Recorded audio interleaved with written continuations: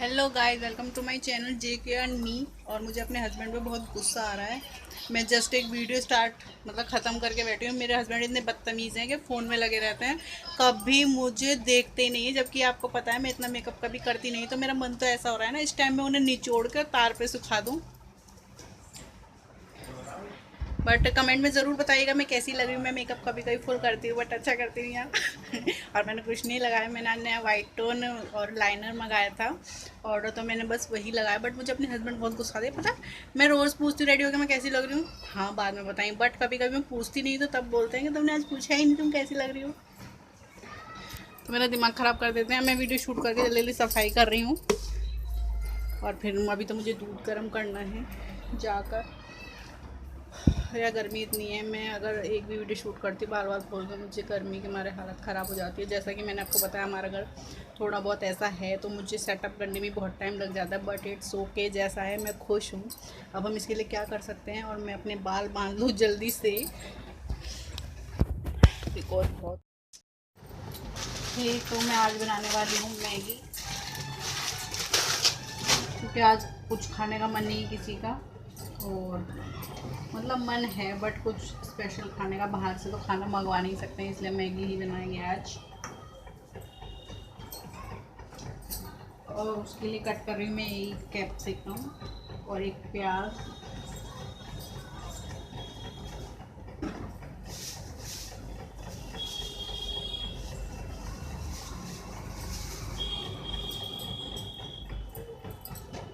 तो मैं दिखाती हूँ मैं आज क्या मैं कैसे मैगी बनाती हूँ। वैसे मैगी बनाना मैंने जगह से सीखा है, मैं ज़्यादा खाती नहीं हूँ, बट वो बहुत अच्छी बनाता है टेस्ट, तब से मैं थोड़ा खाने लगी हूँ। तो मैं आपके साथ शेयर करूँगा मैगी की रेसिपी, जो कि आपको सब बना लेते हैं, बट मैं अपने स्टाइल से बनाऊँगी। तो चलिए, और इधर मैं घी निकाल रही हूँ अपना, और इसे मैं बारीक बारीक काट लूँगी प्याज को, फिर मैं आपको दिखाऊँगी अपनी मैगी की रेसिपी।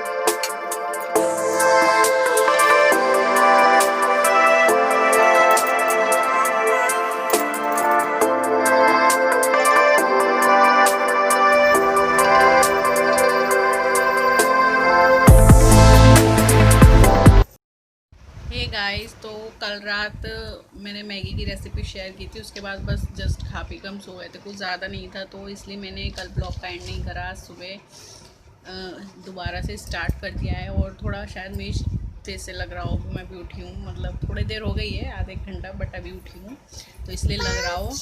और तो मैं आज थोड़ा सा बात करने वाली हूँ सुबह, तभी मैं ब्लॉग का एंड करूँगी। और जैसे कि आप सब लोगों को पता है, आजकल जो एक टॉपिक सा उठ गया है लेट सुशांत सिंह के ऊपर, के डिप्रेशन टेंशन। तो हाँ यार, डिप्रेशन और टेंशन इतना दे देते हैं लोग, और ये अपनी कमी नहीं, अपनों की कमी ज़्यादा हो जाती है, क्योंकि सुसाइड करना इतना इजी नहीं होता। मैं बोल सकती हूँ, सुसाइड करना हम लोग कह तो देते हैं कि कायर लोग ये करते हैं, बट बहुत ज़्यादा हिम्मत लगती है सुसाइड करने के लिए, जब इंसान अंदर से पूरी तरह टूट जाए, जब उसे दिखता है कि आसपास अब कुछ नहीं है या लाइफ ही मतलब वेस्ट हो गई है, तो तब वो ये कदम उठाता है। उसके बाद भी हिम्मत चाहिए होती है खुद को ख़त्म करने के लिए, अपनी ज़िंदगी ख़त्म करने के लिए। तो ये इतना आसान नहीं होता है, तो ये बहुत ही मुश्किल होता है। मैं इसलिए कह सकती हूँ क्योंकि एक सिचुएशन मेरे साथ भी ऐसी आई थी कि जब मैंने सुसाइड को अपनाने की कोशिश की थी। अजीब लगता है बट बहुत हिम्मत चाहिए यार, मैं बोल सकती हूँ इस टाइम पे, बट मैं बच गई किसी तरह। और उसके बाद जो हुआ, मेरे मम्मा पापा ने जो मुझे इतना समझाया, मुझे तब पता लगा कि अपनी ज़िंदगी ख़त्म करने से पहले एटलीस्ट हमें एक बार अपने उन लोगों के बारे में सोच लेना चाहिए जो हमें प्यार करते हैं, जिनसे हमारी ज़िंदगी जुड़ी हुई है, जो हमारे लिए ही जीते हैं शायद। तो उस दिन के बाद से मुझे ये बात समझ में आ गई, बट हर किसी के पास इतना लकी नहीं होता कि वो बच जाए और इन बातों को समझ पाए। तो यही मैं आज डिस्कस करने वाली हूँ। और मैंने सुसाइड कब किया, क्यों किया, वो आजकल शायद हर एक बहू की नॉर्मल प्रॉब्लम हो गई है कि उसे ऐसे सास ससुर, ऐसे इन लॉज मिलते हैं कि उसे ये कदम उठाना पड़ता है। जब मेरी शादी हुई थी तो मेरे हस्बैंड मुझे पसंद नहीं करते थे। मतलब या ये कहिए कि वो किसी और को पसंद करते थे। उनके मम्मी पापा ने ज़बरदस्ती रो धो के मुझसे शादी करा। और सबसे पहले शायद उनकी फैमिली ने ये गलती करी कि उन्होंने अपने बेटे को ज़बरदस्ती कन्फेस किया, चाहे रो के चाहे कैसे, आई डोंट नो। पर उस टाइम कन्फेस करने से पहले उन्हें ये सोच लेना चाहिए था कि हम किसी की लड़की की ज़िंदगी ख़राब कर रहे हैं। हम किसी लड़की को, मतलब बहुत से लोग मैंने देखे हैं, मैंने बहुत सी फैमिली देखी है अपने घर में, 2-3 फैमिली देखी है ससुराल में, कि लोग अपने लड़के की, बिगड़े हुए लड़के की शादी इसलिए करा देते हैं कि एक दूसरे घर की लड़की आएगी तो वो शादी के बाद सुधर जाएगा। बट आप इसकी गारंटी नहीं ले सकते और एक लड़की की ज़िंदगी ख़राब कर देते हैं। यार जब तुम माँ बाप होकर अपने बच्चे को नहीं सुधार सकते तो तुम एक दूसरे घर की लड़की से, अनजान लड़की से क्या उम्मीद रखते हो? मतलब तुम में इतना सेंस नहीं होता है कि जब अपनी लड़की की शादी कराते हो तो 4 जगह पूछताछ करते हो, देखते हो कि भाई हमारा जमाई अच्छा हो। तो यार दूसरे की लड़की भी लड़की है, तुम ज़बरदस्ती रो धो के अपने लड़के को कन्फेंस करा के शादी करा देते हो बिना ये जाने कि वो शादी करना भी चाहता है नहीं है, उस लड़की को पसंद नहीं है। या तुम ये भी सोचते हो कि जैसे मेरी लड़कियां खुश रहती हैं तो एक दूसरे की लड़की को मेरा लड़का खुश रख भी सकेगा नहीं, और आप ये गलती कर देते हो। और इन्होंने भी यही गलती की।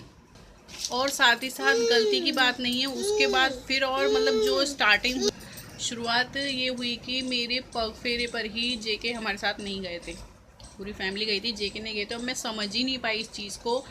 अब लोग कहते हैं कि मैं पहले थोड़ी ऐसी थी, शाई थी या थोड़ी सीधी थी, जो भी कहें, कि मैं नहीं समझ पाई उस टाइम पे।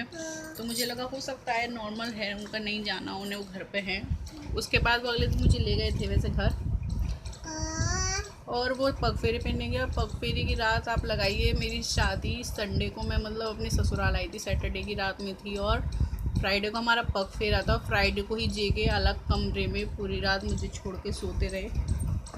और आप यकीन नहीं करेंगे, मैं पूरी रात सोती रही ये सोच के आखिर मतलब ये हो क्या रहा है, एक लड़का जिसकी नई नई शादी हुई है वो मुझे छोड़कर बाहर सो रहा है। मतलब अजीब था। और आप यकीन नहीं करेंगे, पूरी रात में इनकी बुआ हैं वो घर पर थी, वो मुझे 50 बार आकर देख कर गई होंगी, रज़ाई उड़ाकर गई होंगी कि दीपा रो मत, हो जाता है वो थोड़ा गुस्से में। इनकी मम्मी और बहन जो एक बार कमरे में नहीं आई थी। वो चीज़ सोच सोच के मुझे आज इतना गुस्सा आता है। सेकेंडली फिर जेके यहाँ अलीगढ़ आ गए अपना बिज़नेस स्टार्ट करने के लिए। उन्हें लगा कि भैया शादी हो गई, अब जिम्मेदारी है, या जो भी सोचा, आई डोंट नो। और उसके बाद इनके घर वालों ने मतलब सपोर्ट ही बनता, उन्हें ये नहीं लगता था कि हमारा लड़का किसी और से लगा हुआ है, या फिर जो भी प्रॉब्लम, लगा हुआ नहीं कह सकती, उस लड़की को पसंद करते थे उस टाइम पे। अब आई डोंट नो अट्रैक्शन था क्या था। उसके बाद उन्होंने कुछ नहीं सोचा, बस इनके घर में क्या था, इनकी बहन थी, बड़ी वाली दीदी की, इनकी शादी हो चुकी थी, इनकी बहन थी कुंवारी, जो तब कुंवारी थी। तो इनकी मम्मी को हर चीज़ में रूल रेगुलेशन दिखते, तो नहीं दिखता था कि हमारी बहू 5 बजे उठ जाए, 12 बजे सो, सारा काम करे घर का, मेरी लड़की को हाथ ना लगाने दे। सिर्फ उन्हें इस चीज़ से मतलब था, उन्हें कोई मतलब नहीं था कि शायद मैं अपने हस्बैंड को मिस करती हूँ, नहीं करती हूँ। कभी कभी आप यकीन नहीं करेंगे, मुझे 3-3 महीने हो जाते थे जेके को देखे हुए, क्योंकि घर वो आते नहीं थे जल्दी से, और मैं फिर पीहर चली जाती थी। 1-1 महीना या 15-20 दिन से कम तो मैं कभी नहीं गई। और वो कभी मुझे फ़ोन पे बात ही नहीं करते, डेली में ही अगर एक बार फ़ोन कर लेती थी तो ठीक है, वो भी जस्ट कि हाँ मैं काम कर रहा हूँ, बाद में बात करूँगा, ऐसा चलता था। तो मैं, और जो इनके घर में था माहौल था, तो इनके घर का माहौल ये था कि इनकी मम्मी ने अपनी एक शॉप खोल रखी थी। वो उस पर सुबह 5 बजे चली जाती थी, रात को 11 बजे आती थी। इनकी बहन वो भी ज़्यादातर वहीं रहती थी, कॉलेज जाती थी। मतलब अंदर ही अंदर काम ख़त्म करने के बाद या काम के टाइम में अंदर अंदर इतनी घुटती रहती थी, पता नहीं क्या क्या सोचती रहती थी कि क्या लाइफ हो गई है यार, एक बहू होना इतना गलत है क्या। जब इनकी मम्मी कभी कभी मुझे किसी बात पर सुनाती थी तो आप यकीन नहीं करेंगे, वो आधा घंटा कंटिन्यू चिल्लाती रहती थी मुझ पर। और अगर मैं थोड़ी बहुत लेट भी उठती थी तब भी मुझे सुनना पड़ता था, यार नया घर है, मतलब हर किसी को एडजस्ट करने में टाइम लगता है। आप जानते हैं लड़कियां अपने घर में इतनी जल्दी नहीं उठती, सब माँ बाप की लाडली होती हैं। इवन 4 दिन बाद ही वो मेरी चाची से जाकर शिकायत करने लगी थी कि तुम्हारी लड़की जल्दी नहीं उठती है। तो बहुत ही अजीब अजीब पॉइंट थे, पर मैं उन सबको ऑब्जॉर्व करती थी। मैं सिर्फ सुनती रहती थी, देखती रहती थी, मुंह से चू नहीं निकालती थी। उस टाइम पे मुझे ये लगता था कि अरे भाई जेके से मैं प्यार करती हूँ, मुझसे अलग ना हो जाएं। और मैं हर तरीके से एडजस्ट करती थी कि आज निकल जेके सही हो जाएंगे, आज निकल जेके सही हो जाएंगे। तो ये सब होता था। और इसके बाद एक टाइम में एक लिमिट ऐसी आ गई कि जेके ने मुझसे बात ही करना बंद कर दिया। अब आप लोग बताइए कि मैं एक ससुराल में रह रही हूँ, सारा काम कर रही हूँ, झाड़ू पोछा बर्तन, वो 2 मंजिल खूब बड़ा घर था, पर मैं काम के लिए कभी शिकायत नहीं करती थी। खाना पीना सब टाइम टू टाइम होता था। इवन अगर आपको भूख भी लग रही हो कितनी, बट आप खाना नहीं खा सकते। क्यों? क्योंकि इनकी मम्मी का रूल था कि जब घर के सारे मेंबर खाना खाएंगे, खा चुके होंगे, तब वो मुँह में निवाला डालेगी, बेशक तब तक उसकी भूख मर जाए। तो ये रूल हुआ करता था। और जब एक लिमिट हो गई कि अब कुछ नहीं हो सकता, उसके बाद जब मैंने थोड़ा ही सही आवाज़ उठानी शुरू कर दी तो मैं जेके के साथ उनके पास आ गई अलीगढ़ में कि मैं कैसे भी रहते वैसे रहूँगी। तब भी इन्होंने, जेके ने भी खूब टॉर्चर किया मुझे। मतलब टॉर्चर नहीं कह सकती, पर वो मुझे गांव में छोड़ाते थे। उन्हें लगता था मैं ऐसे माहौल में नहीं रह पाऊँगी। तो एक लड़की जब अपने पति को पाने की कोशिश करती है, वो कैसे भी रह सकती है। फिर जब एक लिमिट हो गई, इनके घर में मुझे सब ने पूछना बंद कर दिया, इन्होंने पूछना बंद कर दिया। अपने मम्मी पापा से मैं कहती थी पर ज़्यादा नहीं कह पाती थी। तो अंदर ही अंदर मैं इतनी घुट गई कि एक दिन मैंने सोच लिया कि अब बेकार है लाइफ। मैंने अपनी नस काट ली थी, बट जेके ने देख लिया तो मैं बच गई। और उस दिन के बाद से जो एक लड़ाई शुरू हुई, उस दिन के बाद से मैंने अपने हक़ के लिए आवाज़ उठाना शुरू कर दिया। यही कोई 10-15 दिन रहकर उसके बाद फिर मैं जेके को छोड़ के, इनकी फैमिली को छोड़ के अपने घर चली गई। 5-6 महीने मेरे मम्मी पापा ने बहुत अच्छे से रखा। बट टाइम की बात है कि मेरे जेके जो है बहुत सुधर गए। आज आप लोग भी देखते हैं मेरे ब्लॉग्स में, वो मुझे बहुत प्यार करते हैं। बट इनके मम्मी पापा आज भी नहीं सुधरे। मतलब पापा की नहीं कह सकती मैं, पापा अच्छे हैं। इनकी जो मम्मी है, आप एक बात बताइए कि एक बहू होना इतना गलत है कि अगर एक बहू का 1 सेंटीमीटर दुपट्टा पीछे हो जाए तो इनकी मम्मी कहती हैं कि मैं उनकी बेइज्जती कर रही हूँ। और इनकी जो बहन है, मतलब इनकी मम्मी की जो बेटी है, उसने किसी दूसरी कास्ट में शादी कर ली। इवन हम दोनों को बताया भी नहीं, हम अकेले भैया भाभी है, मैं तब बता रही हूँ कि बताया भी नहीं। तो उसमें उनके कोई रूल रेगुलेशन नहीं है, कोई उनकी बेइज्जती नहीं हुई है, कोई उनके जो है रीति रिवाज ख़राब नहीं हुए हैं। बट एक बहू कुछ भी करे तो रीति रिवाज याद आ जाते हैं, या एक बहू कुछ करे तो आपकी बेइज्जती हो जाती है। एक बहू बेटी नहीं है, किसी की नहीं है, तुम्हारी नहीं। शादी के टाइम पे बहुत बड़े बड़े डायलॉग होते हैं, हमारी बेटी बन के रहेगी, हम बेटी बना के ला रहे हैं, तो कहाँ चले जाते हैं वो डायलॉग। जब अपनी लड़की के लिए हर चीज़, हर रीति रिवाज, हर चीज़ को तुम ख़त्म कर सकती हो, तो फिर भैया अपनी बहू के लिए क्यों नहीं करते। आप लोग मुझे कमेंट करके बताइएगा अगर मैं कुछ गलत कह रही हूँ। यार एक मैं बहू हूँ, तो मैं एक औरत हूँ, एक लड़की हूँ, एक बेटी हूँ। आपने मेरे बुरे वक्त में मेरा साथ नहीं दिया, मुझे छोड़ दिया। क्यों? क्योंकि आपको काम के लिए एक नौकरानी चाहिए थी, बस दैट्स इट। आज जब मैंने जेके को सुधार लिया है, जैसे भी सही, आज जब वो मेरे हैं, मेरा ध्यान रखते हैं, मेरी बच्ची का ध्यान रखते हैं, इवन आप लोगों से बात करते, पहले वो अपने घर वालों से बात नहीं करते थे।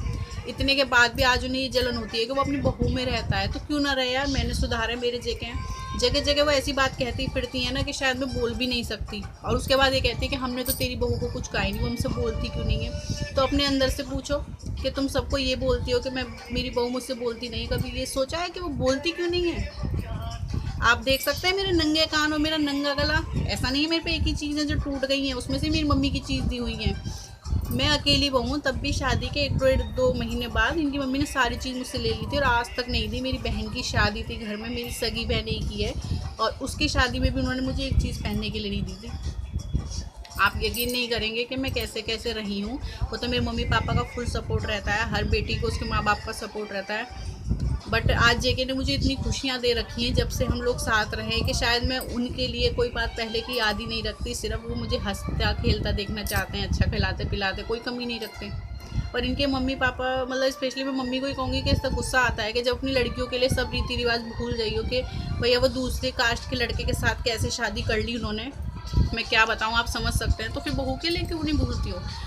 लड़की तुम्हारी जीन्स पहनती है, मिनी स्कर्ट पहनती है तो वो फैशन है, और मतलब बहू तुम्हारी अगर सूट भी पहन लेती है साड़ी सेट के तो वो बेशरम है।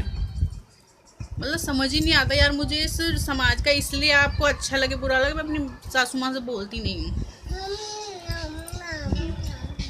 और इतना बुरा लगता है यार, कभी कभी सोच के इतना बुरा लगता है कि वो तो जे के बोलते रहते हैं कि तुम क्यों टेंशन लेते हो, बट जब मैं उन चीज़ों को सोचती हूँ ना तो मेरा कलेजा फट जाता है अंदर से कि आज मैं बची गई हूँ, वरना शायद जो वो हालात थे उस टाइम पे मैं नहीं बचती।